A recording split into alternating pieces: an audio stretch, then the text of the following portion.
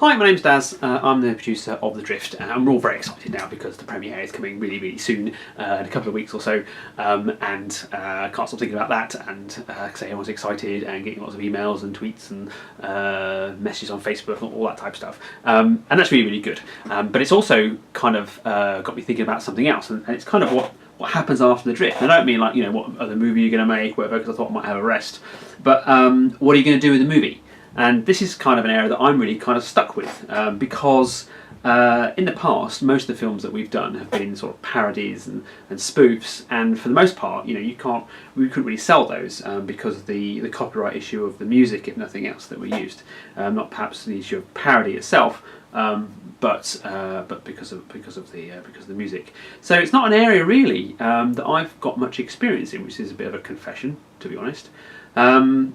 Now I have had some sort of contact with people in London about what to do with the Drift and stuff like that, and one of the big things that comes out of it is well, what's the audience? Who's going to buy your film, Daz? How are you going to raise that money for charity? How are you going to get distribution? And one thing that has come up, for example, there's been quite a few emails from both London and Los Angeles offering distribution for the Drift, and it all sounds great and wonderful, and it is a good thing. I mean, to get emails like that is great, but at the same time, from our Doom Raiders experience, Doom Raiders is a film that we made a few years ago, raised money for charity on the night of the premiere, and it was great, and we got a deal of distribution, and that's still going, and that's great, and the company that's doing it for us is doing everything they said they would do, which is brilliant, so we're really happy with that.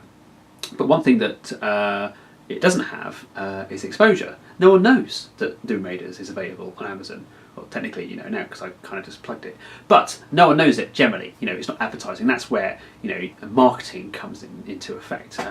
And without marketing, it doesn't matter how good your movie is. If no one knows about it, then no one's going to buy it. And with marketing comes sort of angle. What is your unique selling point? Is it talking about the Drift? Is it a movie that's been made for 5,000 quid? Some people might say, well, okay, well do I want to pay for a movie that only costs £5 to make? I'd rather pay the same amount of money to watch a movie that cost $100 million to make because it's going to look better. Well, that's the assumption, certainly. So it kind of makes things a bit difficult. How do we market the film, and also who's going to pay for that? So I've been sort of thinking about, okay, well, how do we do this? Do we do viral marketing? Do we tell our friends about it? And I thought, well, okay, well, perhaps that's the starting point, not as much as emailing people and stuff like that. And I thought about perhaps what people who already know about the Drift, what they can do. What can you do? And it things like I put something on Facebook, or Backyard Productions put something on their webpage, or on Twitter. And I think it's this things like you see something on Twitter and you click favourite because you like it, or you click like on Facebook because you like it. But does that really do anything? I don't know. Some people told me that if you put something on Facebook, it doesn't necessarily go to all your friends straight away. I was like, what? I don't know if that's true or not. But if that is true, then you assume that because you've got as many as like 30 friends or a few more, that you would assume that when you put something on Facebook and they're all following you, that they would see it. Apparently, that's not the case now. I don't know if that's true or not. But some people do see it and they click like, and you get a rough idea of if more likes come up, then Facebook pushes it out to more people and all this type of stuff. Now I'm sure it's all very complex. And it's all about marketing themselves, making money and targeting and looking at what people like and what they don't like. But for me, as someone who's trying to sort of promote the Drift and get as many people to see it as possible, I don't know where it sits. Perhaps one thing is that those that do see it on Facebook, rather than clicking like, should click share.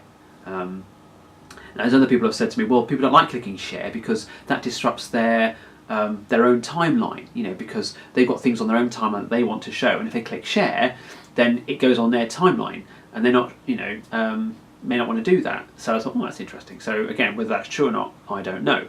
Clicking like is one thing, but share, that's really good. So if you like it, share it. And the other thing is on Twitter, it's the same sort of thing. People click favourite there, that little gold star, click that star, and it kind of shows that your friends that you're supporting them. And I do the same. I'm the same. We all do it. It's to let you know I've seen it and and I like it, but I didn't retweet it. And again, is that the difference? If you retweet it, then of course more people get to see it. But that's marketing, and even me just saying it now is like, asking people, who have already supported the film, just by liking and favoriting and following. That is already support. And now I'm saying, well, if you see something, you need to retweet it. Now I'm kind of making you help me with the marketing, and it already makes me feel a little bit, I don't know, just a bit weird asking people to do that. However, if there is to be a future for the Drift, if we're to get it to as many people as possible, all those people that are supporting us, I would hope that they want to see the film be successful, and I mean define success as lots of people seeing it, lots of people enjoying it, lots of people subscribing to it, allowing us to actually raise some money for charity, allowing us to take it forward, and all the people that got involved can say, oh, you heard about that movie those guys made for $5,000, well I helped out with that, So I think actually it's kind of helping each other. It's not just about me just saying, oh please, please share, and please retweet, and it's more to it than that, in fact, because one of the things that I've been doing today, for example, for about 4 hours, is looking at all sorts of websites, all sorts of places where I think the Drift might succeed, where people who are visiting those websites might want to know about the Drift and might be looking for something different, different type of movie, different type of story of making film. And I've been doing that too. So it's not a case of just saying to everybody, share everything I put out and retweet everything. I've been going out and writing press releases, preparing sort of photo galleries, screeners, so bits of the movie that I take off for people to look at, for them to write a review, and that generates more exposure. So I'm working really hard too. It's not a case of just getting everyone else to do it all for me. But it's unsolicited. That's the thing. This is again going back to the London issue, which is they're saying, we need to have an audience. Do people want to watch your film? It has a lot more credibility when you have people talking about it than you have people who talk about films talking about it, because they're kind of paid to talk about it. Those film critics and what have you, people listen to them, and understandably so. They kind of know what they're talking about. That's what everyone says anyway. Everybody loves a critic, but they only want praise. So we'll see what happens when the Drift finally gets some reviews or critiques. But yeah, it's an interesting time. Really think about where to go. The other thing is festivals. Do I take it to festivals? And it's like, well, why would you take it to a festival? And that's what you used to do, and people still do it, and there are tons of them. But you have to sort of ask yourself, well, why are they there? Not to say that things like Cannes, why is Cannes there? But it's a marketing strategy. What do you hear about Cannes? You hear about the film that's opening, you hear about the film that's closing, and you might hear a little story about this little film that did really, really well. And that's where hopefully you'd want the Drift to go. But how many other little films are in there? And typically if one of those little films has got a famous person in it, like there was that BAFTA short that had Martin Freeman in, and it was in the news because Martin Freeman was in it, not because the film was any good or bad. It was nominated, so clearly it was good. But my point is that the reason why it got on the news, unlike the other shorts perhaps, is because it had someone that people knew about it, a famous person. And there's nobody famous in the Drift. So, well, not yet. So that makes it more complex, and you're competing. Would you go all the way to Cannes just to hope that you're going to get some exposure when there's some other movie that's got Benedict Cumberbatch in it or something, and suddenly everyone's talking about that because he's in it?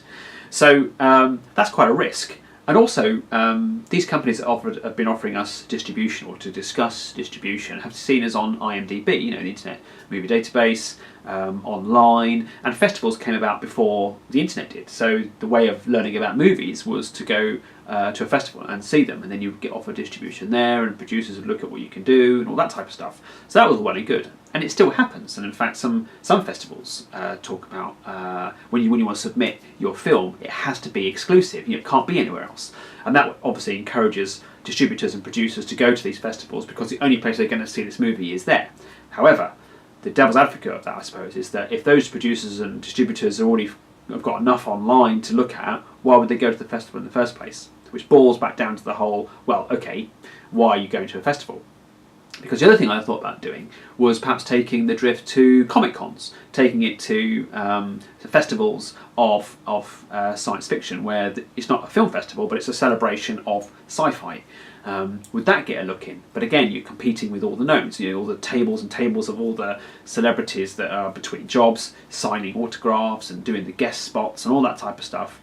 That's what people are going to see, and they'll just happen to walk past where I am and just see the Drift. or not, and they might look at it. Are they going to part with any cash? Are they going to buy a copy of the film or the comic or something like that, or not? You know, does it remain a curiosity rather than something that people think, well, actually, this is actually quite good. If it is good, I mean, that's, you know, subjective. Of course, I think it's brilliant, but people might not do. We'll have to wait and see. And that's where you come full circle. Got to get it to the audience to then go and see. So you can see that kind of my head's kind of blowing up over this type of thing at the moment. I'm sort of spinning around in circles because it's just something that I've never dealt with.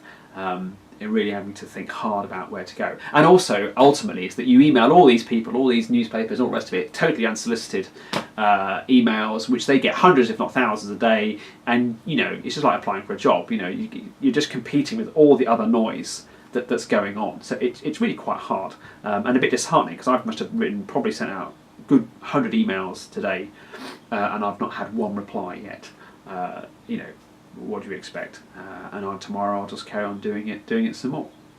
But hey ho, you know, this is just one part of, you know, of the whole process, and the main thing really for me was making the drift, was to make it, and you know, to tell a great story, which I think is a great story, and I'm still looking forward to the premiere. So, you know, ultimately, if nothing comes of it, nothing comes of it. You know, I'm going to do my best. The drift is done.